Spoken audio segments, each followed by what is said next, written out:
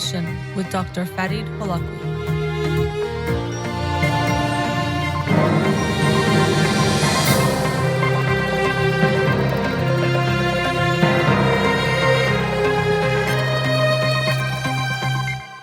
Good evening and welcome to In Session.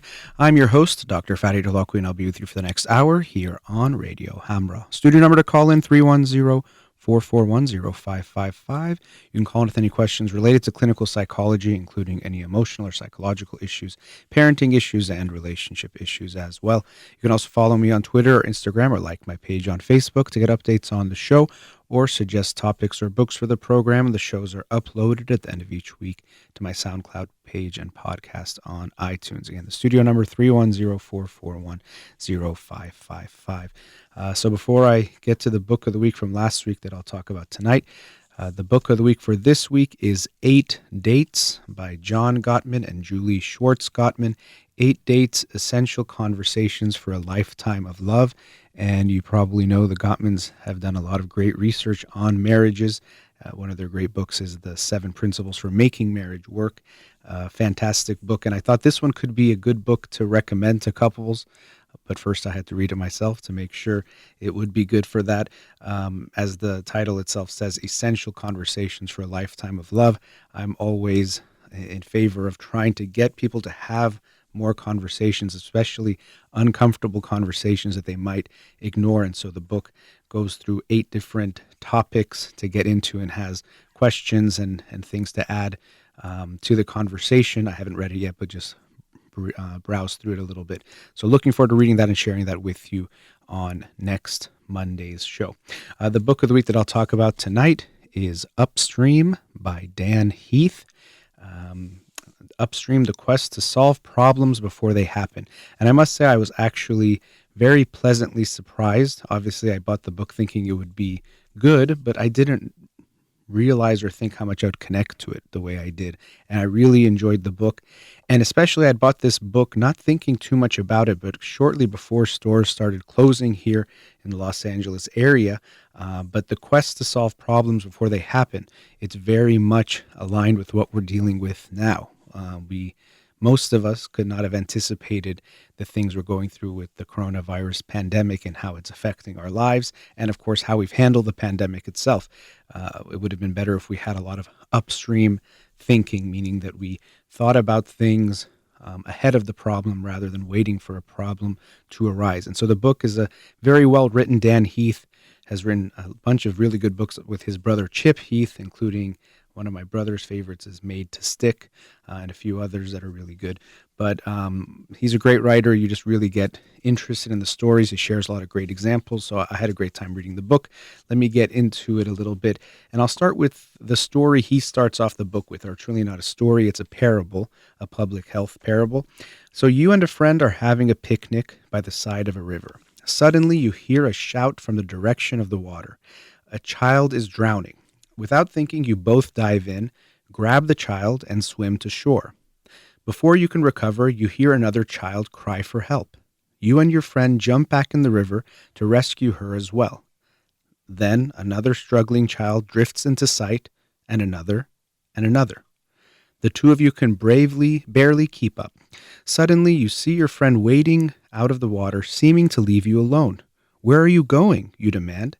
Your friend answers, "I'm going upstream to tackle the guy who's throwing all these kids in the water." And so this is a public health parable. So they're trying to save all these kids, and as they're coming, of course, they're going to save each one. But the friend gets out of the water, what seems to be almost irresponsible, but he's going to try to save the kids that are getting thrown in or stop the problem before it becomes one. And so in so many areas of our own personal lives, but also on a societal scale, we tend to react to problems rather than try to prevent them from happening. And always prevention works better than reacting or treatment after the fact. Even me as a therapist, as I was reading this book, this thought came to my mind that, of course, I think therapy can be very helpful in helping to repair the wounds from our childhood. But no matter what, we'll always be better off and healthier if we never had those wounds in the first place. So if our parents and the families we grew up in took better care of us or met our emotional needs, or if we didn't have traumas that we experienced in our life, we will do much better than if we try to fix the problems by just trying to solve them after the fact. So even with something like therapy or any kind of healthcare, we see that it's always better to prevent the problem. And that's a main theme that comes throughout the book is about public health, actually, a lot of other areas of life too. But public health, very important field. Any of you shout out who are studying or in that field, but there's so much you can contribute to this world, but people in public health are often held back because people don't value upstream efforts enough because they don't have as much of an impact in the way that downstream efforts do.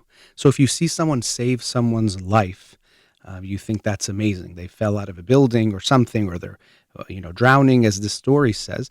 That's amazing if they jumped into the water to save them. But if someone built a bridge so that no one would fall into the water, you wouldn't even realize it or recognize it. It would just happen. And so we wouldn't even celebrate that. And so upstream efforts are oftentimes less exciting, grab less attention. They're a lot harder to measure, even that they're working. And so because of that, people put a lot less attention there, unfortunately, even though they can have a much bigger impact. So this book is all about trying to shift that paradigm, try to get us to see how to think more in an upstream type of way. Lots of examples of people doing that in different types of things. From one of the first examples is Expedia, who was getting 20 million email or 20 million phone calls a year because people were not getting their itinerary or they couldn't find the email. And so they found a way to cut that almost completely gone by making a few changes, and that saved them so much money. But no one thought to think of that for a while, and I'll get into some of the reasons why we might not do that. I'll share an example with a friend today. If you were on a plane ride and you landed safely, you just get off the plane and think that was normal. But maybe you don't know that someone had come up with a new system to check the mechanics of the plane to make sure it was okay. And now because of that, some planes are not crashing every year. You don't really know something that doesn't happen. It's very hard to recognize that and to see that. And he gets into that near the end of the book as well. But so what are some of the reasons why we don't think upstream, or what gets in the way? So the first one he talks about 3 barriers to overcome. The first one is problem blindness. We don't oftentimes recognize that there even is a problem, or we just accept the problem as a given. So he opens that chapter talking about football injuries, American football, and how it was accepted that they're going to get these hamstring injuries or different things. But then a doctor and trainer, he looked more carefully at what the players were doing and saw that there was things that they can recognize before the injury happened, and also changes fundamentally to the dynamics of how they carried their body and put weight, let's say, on different parts of their legs and things that could prevent, or at least prevent some of, if not all of the injuries. So oftentimes, unfortunately, we have problem blindness, thinking we don't even see the problem, or we just think the problem is a given. Another example in that chapter was related to graduation in the Chicago school district. And you could just accept, a lot of these kids are dealing with many struggles, hardships. We're going to have a low graduation rate, which of course those things do affect graduation rate, but they were able to find some ways to have a significant impact, especially focusing on the freshman year and seeing that that's very important in indicating the likelihood that someone will graduate. And so by putting that emphasis and changing some things that were happening freshman year, they actually increased the graduation rate something like 25%. So there has to first be a recognition of the problem, but oftentimes we have what he refers to as problem blindness, where we don't see that there's even a problem, or we just say that's a given. These things are going to happen.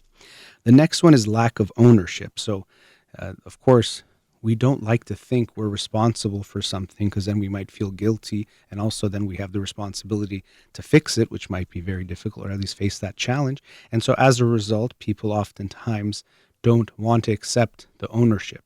And especially with a lot of these bigger societal problems, it affects or gets affected by many different organizations or different structures within a government. So no one group feels fully responsible for it. So we're all thinking, well, it's just someone else's problem, or it's not my problem to fix this, or I can't fix it alone, so I'm not going to fix it. So that's another big barrier that comes in the way of thinking more upstream, is that there's a lack of ownership. People don't take responsibility.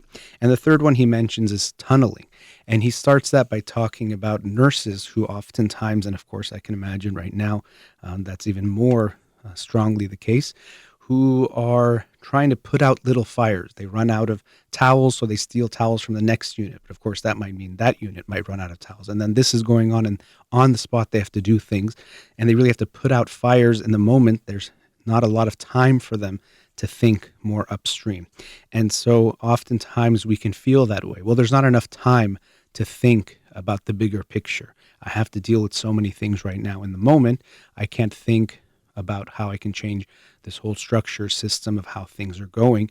And so oftentimes we don't realize that we maybe can do that, or we can assign a team to do that. But the tunneling can definitely get in the way. And then next he gets into a bunch of different things you need to think about when you're doing something upstream, like how do you unite the right people?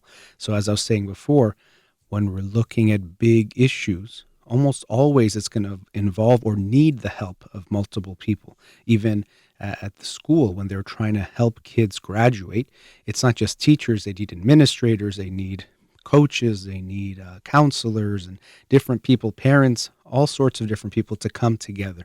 So uniting the right people is a big challenge in trying to make upstream changes. And so he mentions a few other ones, like how hard it is to change the system, how do you find your point of leverage getting in, and each one gives some examples of each of those. But the last one that I find really interesting is who will pay for what doesn't happen. And this goes back to that bigger picture question again, where when you tell people I'm going to prevent a problem from happening, it can be hard, first of all, that they think it's going to work, but even that they know the problem would have happened had you not intervened. We don't always really know. And later in the book, he shares examples, for example, Y2K. So any of you who are old enough to remember that, at the turn of the millennium, going from 1999 to 2000, about, I think, a year and a half before that, there was this panic that if all the computer systems, all the things that have been programmed to change or that monitor everything that we have in life, from people worried about planes and banks and electricity and all those things, if they were always measured in the way of 2-digit numbers, when it becomes the year 2000, somehow it's not going to work. It won't be able to recognize what's going on. And there were these big fears, panic about what was going to happen worldwide. Would it lead to catastrophe? Would electricity go out? Would all the planes stop working? Or there was even fears of planes falling out of the sky because all the computer systems don't work. And there were task forces that were assigned to try to help address the situation. Now, what happened on January 1st, 2000? Very little related to Y2K. There were a few issues here and there. It's almost laughable, the things. Now, they're not so unimportant, but things related to at the airport picking up on certain air, wind shear or something. I don't even really know what that means. But they were very small. Now, someone could say, well, see, it was nothing to worry about. But we don't know if that's really true, or if actually the ways that they intervene had an impact. And we don't really know 100%. And so as he says, when you try to work upstream, very often it could be a thankless job, or a job that doesn't get a lot of recognition because people won't realize what you did had such an impact. But if you see a baby almost drowning in a river and you jump in and you save that person, you're a hero. And of course, rightfully so, you should be recognized as a hero. But again, if you're the engineer who comes up with a way to protect that bridge so no babies fall out, most people will have no idea who you are. So he says, if you want to get an upstream work, you should recognize you might not get much recognition yourself. You might not get the kind of attention you probably deserve for what you are doing, because actually most people won't even know the impacts you're having. In some way, you're an invisible or more invisible hero, which is actually kind of nice in the book that he shares these stories of different people who came together to make these positive changes, to show the impacts that they've had in a positive way, to give them some of that attention. But very often that's not the case. And at the end of the book, he gets into how do we deal with the improbable, which include things like Y2K. Also, he talks about viruses and things. He mentioned Ebola earlier in the book, talking about how that could have been catastrophic or how we should be aware of things like that. And later on, talking about viruses. And this book came out this year, but I don't have any conspiracy theories that he knew that this would happen. Of course, books are usually years in the making, but it was interesting and very timely considering what's going on now, that he talked about how we have to be ready for some improbable threats that we might not even think are going to happen. But the last chapter of the book talks about, it's called You Upstream. And so you read all these stories and examples of people who have challenged themselves to look more upstream and to make initiatives that have a big impact. But also each of us should think of that too. And for myself personally, I was thinking about that, for example, working with the homeless and especially homeless children or children who are experiencing homeless. And I do tutoring and I talk about it and I try to make that impact, but there's probably much more that I can do. And so I was even thinking today, and while I was reading the book, what else can I do more upstream, or how can I think more upstream about that? And so in a way, he challenges you to think about what you can do. And so very often we read a book or we hear about people and we think there's something special or different about them. And we don't think we could be that person or be that hero, but of course we all can. And so that last chapter, I really liked that it was trying to invite us to think, well, what can we do to think more upstream? So I highly enjoyed the book and highly recommend it. No matter what you do, as I mentioned, a lot of it came down to public health initiatives, but definitely not. There was things related to sports, education, businesses, and a variety of different organizations or systems at play. But I think everyone could benefit from thinking a little bit more upstream, whether it's in your personal life, professional life, and any type of issue you care about. How can you think more upstream? And usually you might think upstream and there's even further upstream. And then you realize you can actually do even more or have a bigger impact if you think a little bit further back. So highly enjoyed this book, Upstream by Dan Heath, The Quest to Solve Problems Before They Happen. Hope you'll check it out. And if you do, let me know what you think. Let's take our first commercial break. You're listening to In Session with Dr. Farid Holakouee. We'll be right back.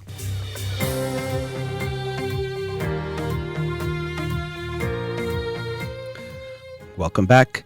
So during the commercial break, got to interact a bit with some of the people on Instagram Live. Thank you for those of you who are tuning in there.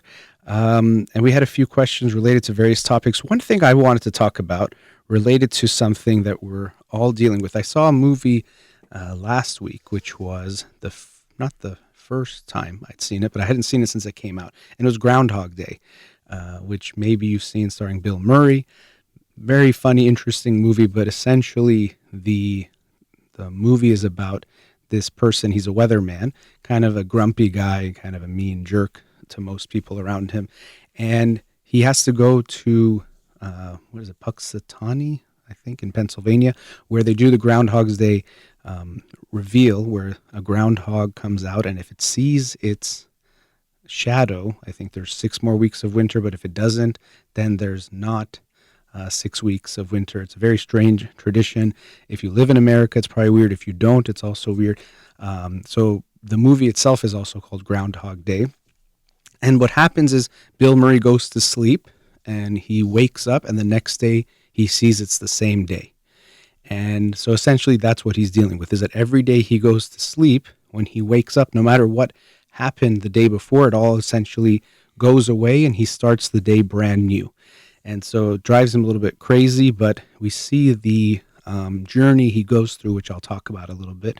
And I thought it was very timely, because right now a lot of us feel like Groundhog Day, where because you might not be working or you're working from home, so many things are canceled and not happening that it might feel like Groundhog Day for you too. And many people have even commented of things like that. Every day feels exactly the same. And so in the movie, by the way, there'll be spoilers in this movie. If you haven't seen the movie, sorry for the spoiler alert, but it's maybe 30 years old, so I don't feel too bad about ruining it for you. But so he goes to sleep, wakes up, and what you see is that at first he tries to use this to his advantage. even trying to understand things. He goes and asks a girl a bunch of questions. Where did you go to high school? What was your senior teacher? A bunch of different things. And then his next day, but really it's the same day, he goes to this girl and makes it seem like they know each other, and they maybe were friends back then, and he knows these things about her, and he's able to connect to her. And essentially he's using it to try to sleep with her. And he does that actually with another girl too, his coworker. And so we see at the beginning, Bill Murray in the movie Groundhog Day, he is trying to use this, it's not really a superpower, but this thing that he's going through for his own benefit, very selfishly. He's trying to just take and get. Okay, maybe I can have sex with this girl I'm attracted to. Maybe I can use it financially in different ways. And that's initially we see him do that. Or even first he does some crimes, or he tries to kill himself even a bunch of times to see what happens. And then he just wakes up the next day and he's back to normal. But then you see him start to evolve a little bit. And so he tries to sleep with this coworker a few times. And there were some things, definitely when you think about things like the Me Too movement and feminism and things like sexual harassment that have changed. A few of his comments and things he did, I think, would likely not be in a movie that would be made today. But of course, that's always going to be the case when we look back on something 10, 20, 30, especially further back years ago. We might be surprised at things that were acceptable or taken for granted that we're not okay with. It's actually funny in a way we can say that relates to this upstream, that sometimes something we take for granted, we don't realize we don't have to. But anyway, over time we see him evolve a bit. And actually he starts to use this, if you want to call it again, almost like a superpower, to help himself grow and also to help other people. So he does learn how to play piano. It does seem to impress the girl that he likes, but he's working on himself in that way. But then he also starts to help people more.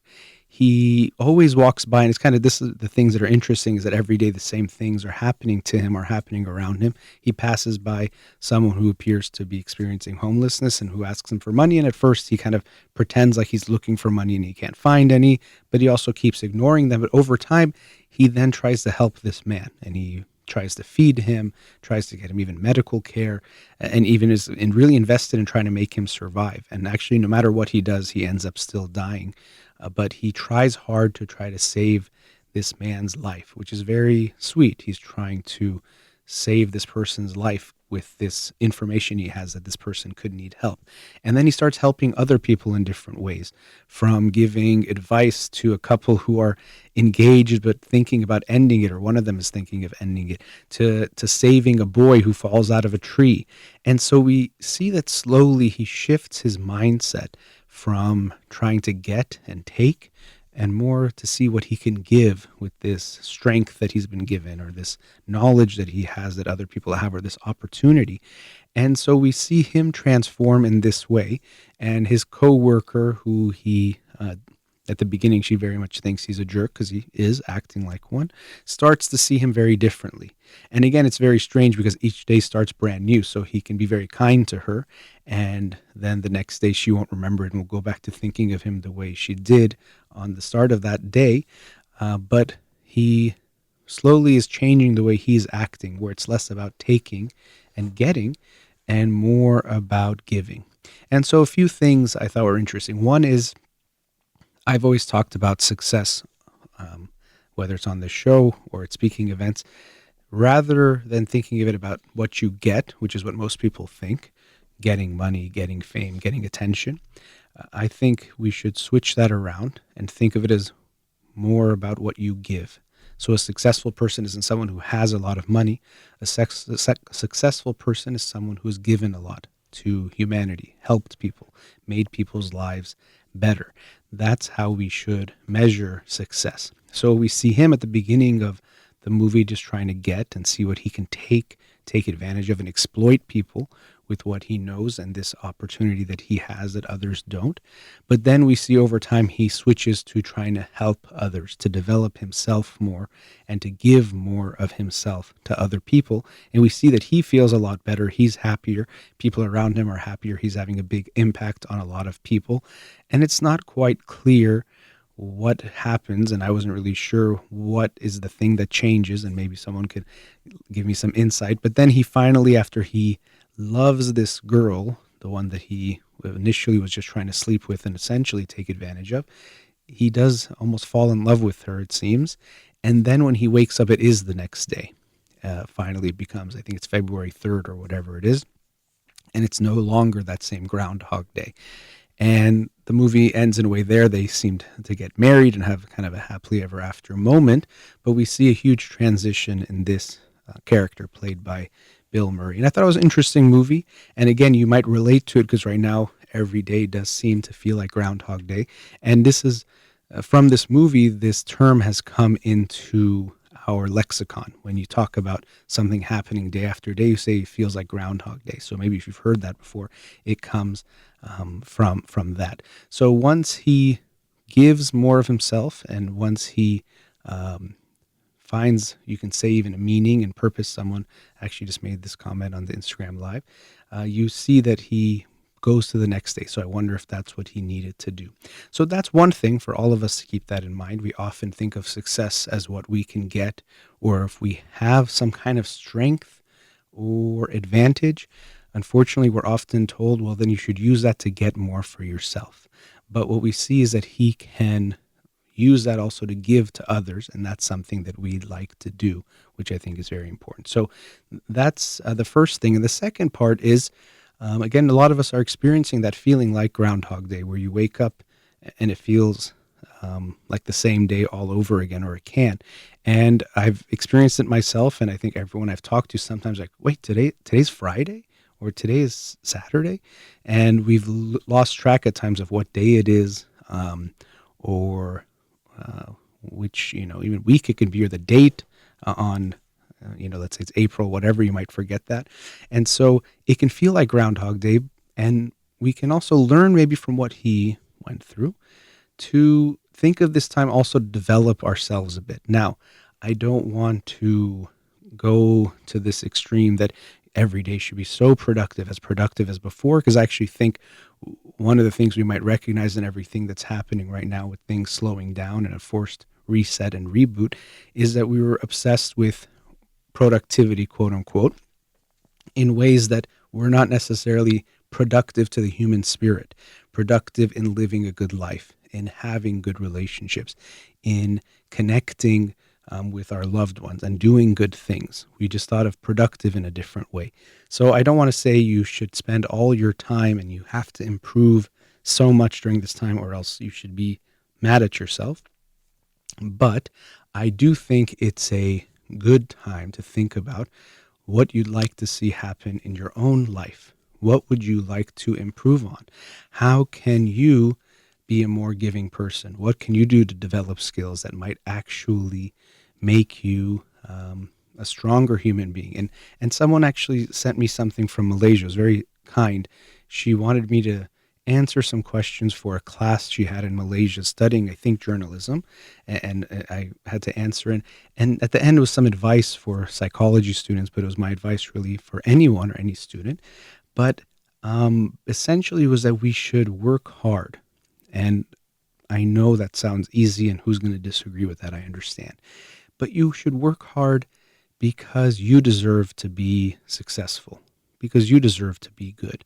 Not because if you don't, you're a loser or you're weak. You do it out of the love for yourself, that you want to be the best that you can be. So you want to make yourself strong. And strength is an interesting word, because a lot of times we think of strong as something people use to hurt other people. If you have even power, you can hurt people. You can get what you want. You can use it in a way to take advantage of other people, or make sure that you're the one who is happy. And so even a lot of times strength is used to hurt people. You can use your strength to hurt, unfortunately, which to me is a waste of strength. So if you're a physically strong person, but use it to go beat people up for no reason, or to enforce some kind of harm for no reason, that's not a good use of strength. It'd be better that you didn't have strength at all. Your strength should be used to protect, to defend, to help. That's the only reason why it's worth having, or else it's better not to have it at all. And so I didn't say all this in what I was writing there, but it's that we want to create the strength in ourselves to be as strong as we can to be the best at whatever it is you do, both in your career or whatever else you're doing, and then to use that strength to help the world as much as you can. Now that you are as strong as you can be, now use that to save the world, to make the world a better place. Easy examples are things like you're a scientist. Study your field, your discipline so hard that you can create new things that will help lots of people. So you're studying, you're trying to understand, you want to become the best you can be. I try to keep that in mind in myself, both in the clinical work that I do to try to be the best therapist I can be. Of course, that's one of the reasons why I read the books, is to continue adding to my knowledge and understanding, and hope that that will help both with my clients, but also in what I can hopefully offer here in the show. So sometimes I think of when I'm reading the books as kind of like that's my version of, let's say, a basketball player practicing, since I love sports. That's them putting the work in. So I'm trying to put my work in there as well. So I hope that we can think of this time both as a reset to think, okay, how would I like to use my time even when things go back to quote unquote normal, but also to think of what we'd like to add to what we were doing. How can we build ourselves up and to become even better at whatever it is that we do in our lives? And so when I watched the movie Groundhog Day, it was interesting. It gave me this idea to talk about it on the show because I felt like it was something very relatable for all of us, that we feel like every day does kind of feel the same, and that can feel boring. We can get very lazy and sluggish, and some of that is inevitably going to happen, but we can also use this time to try to develop something for ourselves to be better. And someone right now on Instagram live wrote plant a tree, and it was interesting. There was a quote in the book Upstream that I really liked that said, the best time to plant a tree is 20 years ago. The next best time is now. So we can think of whatever it is we want to do, however we want to work on ourselves and improve. Why not start now? So I hope you will think of things you can do, not with the pressure that you have to become perfect at something or do something amazing in these, however long it's going to be, that life will be a little bit different. But there are things we can start doing every day and making some steps in the right direction. So the movie was Groundhog Day, starring Bill Murray. It's kind of a classic American movie, pretty interesting. And I think especially right now you might relate to it, so check it out. All right, let's go to another commercial break. Studio number 310-441-0555. We'll be right back.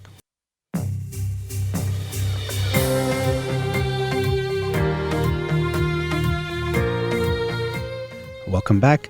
So during the commercial break, I got some questions. Thank you again for everyone who was asking questions on the Instagram Live. And several people asked about dealing with anxiety, which is always something we're dealing with, but especially during these times. And so if we look at anxiety in general, what is anxiety? It's this concern or preoccupation about what's going to happen in the future. And oftentimes it's not just about a specific thing. Oftentimes a specific thing, we might think of that as a worry. I'm worried about something tomorrow. But this anxiety is this unsettling feeling. And I think if there was some way to measure anxiety using, let's say, a blood test or a breathalyzer, actually maybe that would make more sense because it could affect your breathing. But we would likely see that the world is just experiencing more anxiety now. Just everyone, or collectively, there's more anxiety because we're dealing with a lot more uncertainty. We're already dealing with economic uncertainty and hardships. Of course, the genuine medical concern of the virus and how it can affect people is there. And so much is happening and there's so much change. Also, people are scared of when are things going to go back to normal? How much back to normal? What can we expect? And so all of that uncertainty is almost definitely going to create more anxiety in us. And so what we first want to recognize is that it can be understandable that we have more anxiety. I know a lot of people think, okay, even they come to therapy and they say, hey, I have this the depression or this anxiety, just help me get rid of it. And of course, I understand where they're coming from. It's very distressing. It doesn't feel good. And you don't want to have that feeling anymore. It makes sense.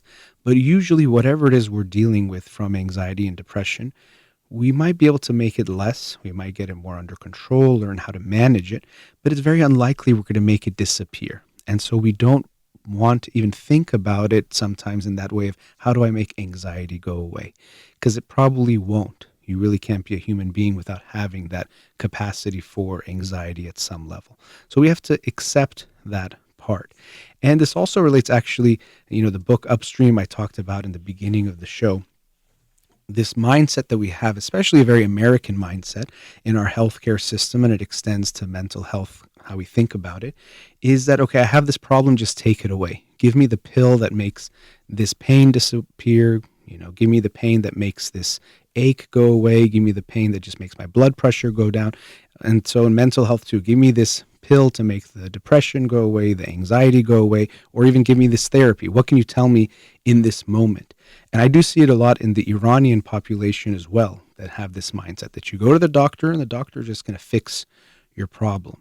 But most things are not this way. Most things are not fixable in that way either. They're not just going to disappear instantly. And so anxiety is going to be the same way, especially during this time. You're going to have some anxiety during this. It can make sense. I can even speak for myself that I've felt more anxiety during this time. I feel like I'm trying to deal with it, trying to do different things to make it easier. But I think definitely I felt it. Even maybe it was a week or two ago, I realized my breathing was a little bit more shallow, which likely was relating to feeling more anxious. So the first thing is having an understanding and acceptance of what's going on. And what I see as such a big problem in life and also when I work with clients in therapy is we so often judge ourselves for feelings. And so sometimes we even call this a secondary feeling. So someone feels sad, which might not feel good, but that's not their biggest problem. The bigger problem is they're sad, and then they tell themselves, oh, you're such a loser for being sad. Oh, it's so weak to be sad. What are you doing? No one's going to like you if you're sad. Who's going to want to be around you if you're sad? And all those judgments and feelings on top of the original feeling cause more distress than the feeling itself, rather than just being in touch with, oh, I'm kind of sad right now. I wonder what that might be. Try to understand it more. And then even using that, we can then maybe try to figure out what to deal with it or what to do about it. But first, just understanding it and being in touch with it. So rather than trying to get rid of our feelings, the first thing we have to do is embrace them, understand them, and face them. Not get away, but face. And this can be very effectively done with things like mindfulness, meditation, getting more in touch with what's going on internally, both physically and mentally. And that can make us more aware of what we're feeling, what's going on. Something I've talked about on the show before is that when we think of meditation, people tend to think of a very Zen-like feeling. You're calm, everything feels good, you don't have any anger, any resentment, any bad feelings, you're in this perfect, peaceful state. And of course, it's more likely that if you practice meditation, you will get more calm over time. But when you meditate and get in touch with your feelings, at times you're going to get in touch with painful feelings. You might start to recognize, gosh, I'm resentful of this person, or maybe I'm very sad about this and I didn't realize it, or I'm anxious about this thing. So when we meditate and get in touch, we actually will find that there's a lot of things inside that maybe we don't always like, but that's the reality. Just like if you go to the doctor and she does an x-ray of your bones, they'll tell you which ones are broken. They won't think, well, you might not like to hear that this bone has a fracture or it's broken, so I'm not going to tell you. So we do the same thing. We try to get in touch with what we're feeling because that's going to be information about what we're going on. And without that information, we can't make the important changes and to understand ourselves better. So first we have to get in touch with what's there. And right now what's interesting is that even with much more free time, which of course is not true for everyone, some people with kids and of course still working and so many things they're dealing with, they still have, maybe they're even more busy than before. But for a lot of us, we do have more free time. But if you think about it, you might realize that you're not spending that much more time with yourself. Now, I know you might be thinking I'm home alone all the time, but what I mean by yourself is with nothing else and getting in touch with what's there. And something I talked about a few weeks ago on the show is how meditation is one of those things, kind of like exercise or reading books or lots of other things that people say, well, I don't have time for it. If I had time for it, I'd love to do it, or I'll get around to it when I have more time. But then now we're realizing that even though we have a lot of free time, we're not doing those things. And so meditation likely hasn't been a part of your life because you don't have the time for it. It's that you're avoiding it for some reason. And it does tend to make people uncomfortable. It does make them a little bit anxious to get in touch. And so people these days, what are we doing? We're on our phones a lot. We're watching lots of TV. We're keeping ourselves preoccupied rather than getting in touch with ourselves. Now, of course, you're going to do a lot more things like watching more TV or doing other things as well because you have more free time. But we still want to give some time to ourselves. So we see it's not about having time, or else you would have done it with the extra time that you have. So that's one big step. It's not about getting rid of your anxiety, but first getting in touch with what's there. And sometimes people think, well, if I'm feeling bad, why would I want to get in touch with it? So they might think this is a time to do it less. But getting in touch with it means that you can understand it better and then get in more in touch with what you're dealing with and then make some changes in your life that might have an effect on that. So it's not just about dwelling on the feelings, but getting more in touch with it.